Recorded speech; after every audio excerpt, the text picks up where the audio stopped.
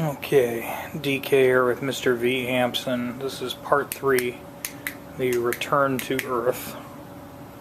Where's our Earth speaker cabinet? Looks like 215s in it from here, and the upholstery on it really isn't that bad. It's dirty, right? Okay, so on the side, you know, that should be salvageable. Give it a bath. You fix the buttons. I think there's 1 or 2 bad buttons on these, but you can fix buttons. You know, there's a little schmoo there, but you know, it is what it is. So, come around back, and we find out that the mounting plate for the speaker jack is not there, and it looks like the speaker jack got pushed inside. Well, that's not that hard to fix. We just open the cabinet and go get it, but apparently Bubba didn't know how to take this cabinet apart, and to be honest, neither do I, but I think I have a better idea than he did.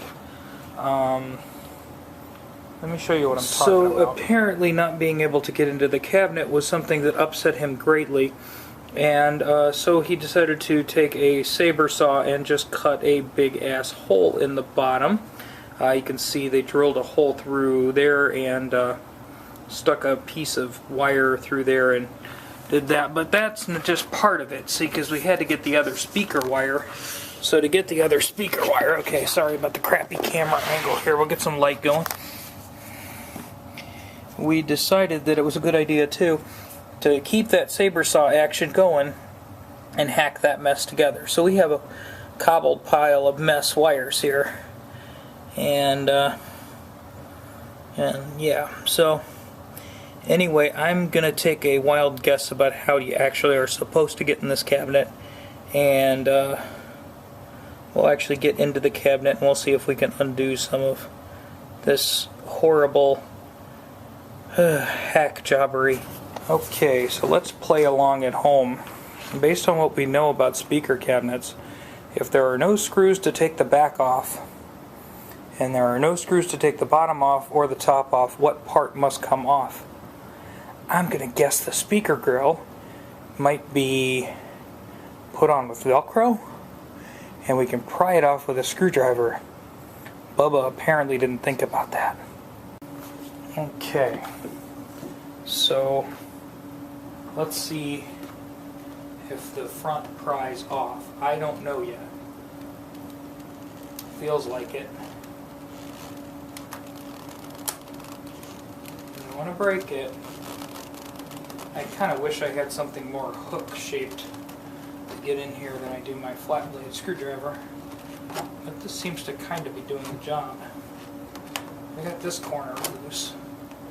This corner's coming forward.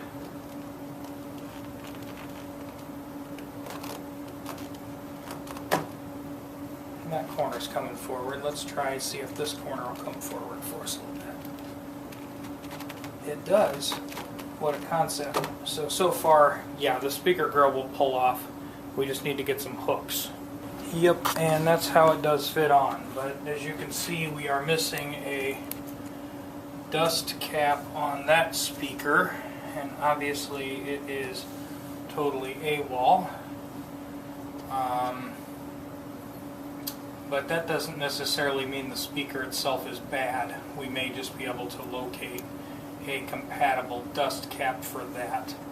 But we're going to have to go in there and fix Bubba's damage, so I might as well pull the speakers out and we'll put a little tone test on them. Okay, this wiring is already kind of wrecked and it's tight, so we're just going to clip it. But when you see what I see, you're going to be like, seriously, what? Alright, so we're just going to snip that. Apparently, for soldering purposes, Bubba decided to stuff a sweat sock into the speaker.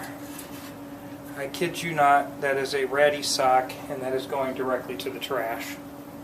And then I'm going to wash my hands 5 times. Well, despite all of these things, this speaker is still able to produce a tone, and I don't hear the voice coil rubbing.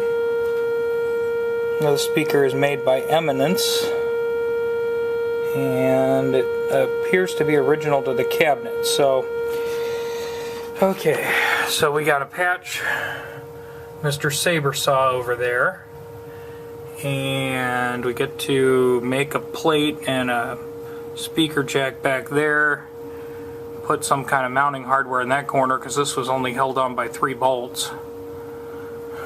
We threw away the sock already. Well, let's take the bottom speaker out and see if it works. I don't know where I'm going to find that exact dust cover with the felt breather in the middle of it, but we'll see. Interesting magnets on these. I wonder if they're actually Alnico. This is the second speaker that still has its dust cap.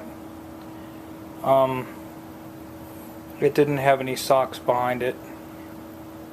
Let's test it for tone. Well, this one seems to produce tone too, and it doesn't sound, granted, at very low power. It doesn't sound like the other speaker is trash. It sounds like it's just a speaker missing the dust cover, so we may just be able to blow the dust rabbits out and glue a replacement voice coil to that. But where am I going to get a voice coil like that, or a dust cap like that? It's an aluminium dust cap, and actually I have an idea. I have these 10-inch speakers, and I have one that I think the voice coil is blown in. The voice coil, the dust cap's a little smaller.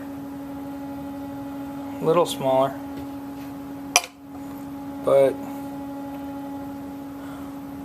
I think behind the shield it might look okay. It's going to be behind grill cloth. You won't be able to see it, right? Maybe we'll do that. Anyway, I think this concludes our basic look over of the speaker cabinet, because now at least we know what we're up against. And yeah, so as usual, thank you for following my quest, and like and subscribe and all that crap that you're obligated to say at the end of any YouTube video. And we will see you on the next Return to Earth, because I'm gonna fix this stupid thing. I know it's a dang ugly project, but I'm gonna fix it because nobody else I know of has an Earth G-2000 that works, and I can fix it, and I just need to prove that I can fix it. Darn you, Bubba.